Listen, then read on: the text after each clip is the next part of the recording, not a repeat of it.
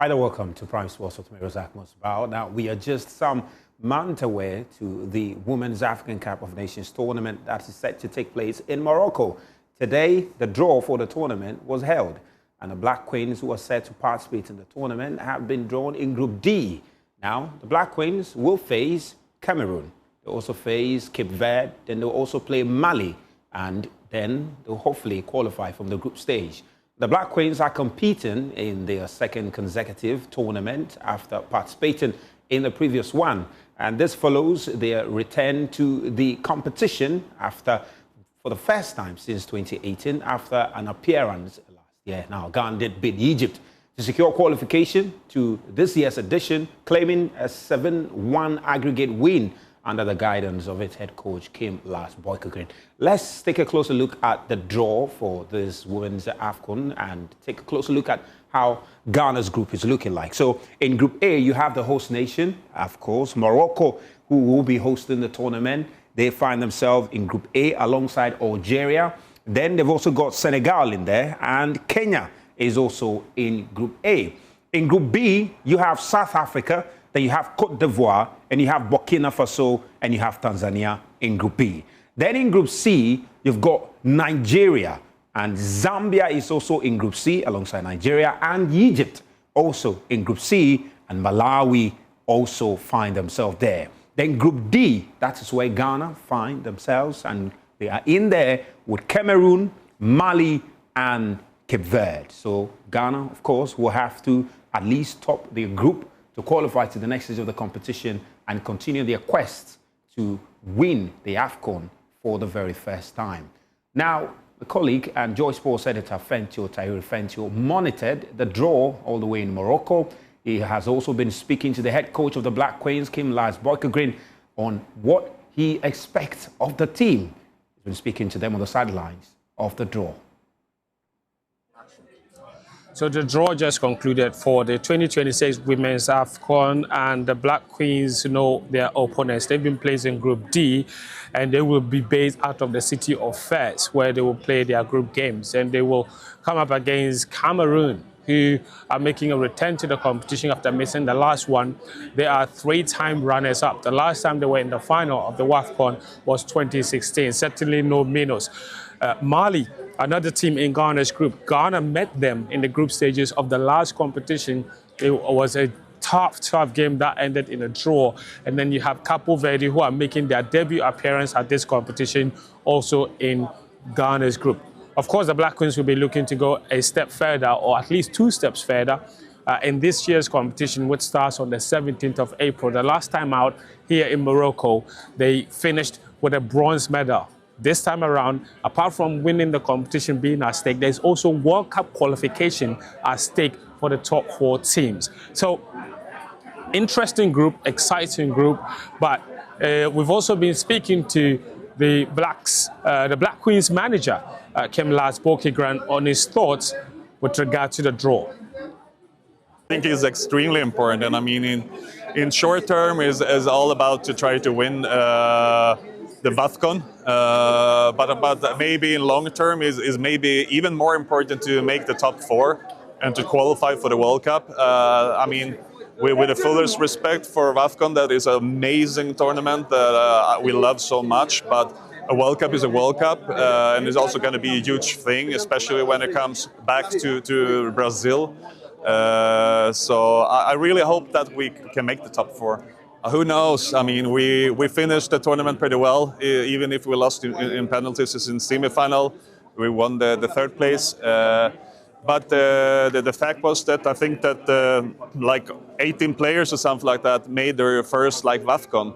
So of course, it's going to be many players that have one AFCON experience. So I hope that's going to help us. Especially, I felt that the worst game we did was the first game that we played in the AFCON, especially the first half, and that's typical for a team with less experience. That we had maybe some nervous players in that game, but after that, when we were shaking it off, we did better and better in the tournament. So hopefully we can start in a good way in the next one here. So it's really all done come April. That particular competition will kickstart here in Morocco. The Black Queens obviously have come a long way from the last few years. And Kim Asamoah Gyan, of course, speaking about how he wants to do a lot better than the last edition. And the draw, of course, took place here at the Mohammed Set Sports Complex. And that's from where I'm reporting for Joy Sports. Now, the finals for this year's African Cup of Nations is set. It's going to be between Senegal and host nation Morocco. And this follows Morocco's victory over Nigeria yesterday. Now, following that victory, one man who has become the center of attention is Ghana's referee, Daniel Laryea. He's come under criticism following his performance in that game against Nigeria. Particularly, Nigerians have raised concerns about some of the decisions he took in the course of the game. Now, although many believe that his officiating did not impact the result of the game, Nigerians still believe that he did not live up to standard. Now, my colleague Lawrence Beidou has been monitoring what many have been saying, particularly Nigerians have been saying about his performance, and he joins me on phone and to bring us up to speed on what the reaction has been on this very matter. Lawrence, thank you very much for joining us. Of course, do not want to... tell us, what have Nigerians been saying about the game yesterday and about Ghana's referee, Daniel Laryea? What is their concern fundamentally? Good evening, Jack, and thank you very much for having me. I think essentially what they have been saying has been about the performance of Daniel Laryea, some of the officiating calls that he had go against him in that defeat to Morocco. He himself complaining about us because their attacking momentum, showed their momentum never did. Well, Lawrence, we appear to be struggling with your line. If you can just reposition yourself and then, come again.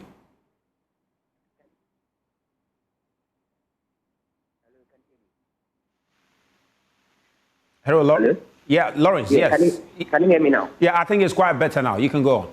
Yeah, I'm saying, so the complaints have been, majority have been about the fact that he's made calls whenever they've had some attacking momentum against them. So their turnovers, anytime they've been in advantageous positions to attack Morocco, that's the fouls, also come against, which they showed their attack that was it that authority trying their mind, authority lagging.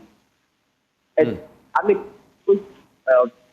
well, we appear to be struggling with Lawrence's connection there, and we'll try and re-establish connection with him. But my colleague Achuta Maklo and Daniel Kranti have been exploring this subject further, scrutinizing the performance of Daniel Laryea yesterday in that game. They'll be doing that on our show, AFCON Today. Performance from a top referee. Look, we constantly complain about referees over-reffing games. Yes, there were one or two niggles in there where you would want a foul, but it's a high-stakes environment. You want the game to flow. He allowed certain fouls to go, play the advantage for the flow of the game not to be cut consistently. Yes, you can point on one or two, this one should have been a yellow card, this one should have been a foul. But the bottom line is, which game doesn't that happen in? Which one? Mention one game where you've seen a referee have every single decision correct and no opposition, no fan from either side will have qualms about a decision. It's normal. There are certain decisions. You see, I was listening to former Premier League referee Mark Clattenburg the other day, and he made a very distinct statement. He said, football is a very subjective sport. What you see as a foul may not be what I see as a foul. That's why the ref is there. And that's why the ref's decision is final. There are things that are obvious, yes, but there are things that are also very subjective. For example, the Mbomo tackle, the one the Moroccan guy tackled him. There was a school of thought that also felt that Mbomo led his leg. Yeah. And it was a very similar incident to what happened. Yes, it's very similar incident to what happened to Arsenal and Bayern Munich in the Champions League 2 seasons ago. Yeah. But because a certain narrative had been set that CAF brought in this referee, then it means the referee cheated. But when it happened to Saka and Arsenal, nobody said that UEFA brought in the referee for this thing. You get it? So these things happen. And yes, sometimes you look at major decisions like that and have conflict, which is very normal. But in this particular game, which decision or game-altering decision happened in this game where you can say this referee was bad and he performed badly? You can't point to anything. I don't judge the performance of a referee based on whether or not his decisions swayed the game as far as the specific game-altering incidents are concerned. Yeah. The game can finish 0-0 like this one did, but there can be repeatedly decisions that are very strange that you will struggle to make sense of. The Calvin Bassey one was one. In the second half, there was a clear tag on the jersey by Ibrahim Diaz. Classic yellow card decision. Even El Kabi was supposed to receive a yellow card. There was a very funny decision that he made, and I watched the video on Twitter this morning, and I still didn't understand. So there was a ball that Laryea claimed had gone outside. Yes. The ball didn't go out, and he had quickly whistled. Meanwhile, he was around and asked them to throw the ball. Now, the Moroccan player thought it was a foul for him. Yes. Mm-hmm. Because he who was closer to the action did not see that the ball had crossed the line. Mm-hmm. And so he thought it was a foul for him. So when Laryea whistled, he rolled the ball down and was getting ready to Laryea said it was a throw-in. And he said it was a throw-in. And they were all confused. And it took about between some 5 seconds or so for them. Who did Laryea point at when he point at when he made that decision? He pointed at the linesman. The linesman had flagged. But for me, No. You've made a statement. You've drawn a scenario. As soon as Laryea blew the whistle, he pointed at the linesman. The linesman had flagged. So if the linesman had flagged, the linesman had flagged. He pointed at the linesman and said flag. And that's when the Moroccan players even saw that, okay, fine, the guy has flagged. Laryea can't see the line. There's a linesman, a man who's supposed to watch the line. He says it's a through ball. Laryea should say it's not a through ball. So that if it is a through ball, they come and say he cheated because he didn't listen to the linesman. Look, it wasn't. And there were so many funny decisions that he made. And here's the thing, as I established in the beginning, Morocco were deserving winners. You cannot have 2 shots in 120 minutes and there being any narrative that sort of takes the responsibility. But we need to be able to have nuanced conversations where we can admit that one team was better. But in the same vein, if the referee's performance could have been better, it also needs to be pointed out. And well, interesting days to come. But the fight, of course, is happening on Sunday. Now, former Ghana forward Asamoah Gyan, he has described the long-standing rivalry between Ghana and Nigeria as a positive and healthy competition, rather than one driven by hatred. Now, he's been speaking to Manchester United legend Rio Ferdinand. When it's time for AFCON, we make sure we do everything possible to go to AFCON.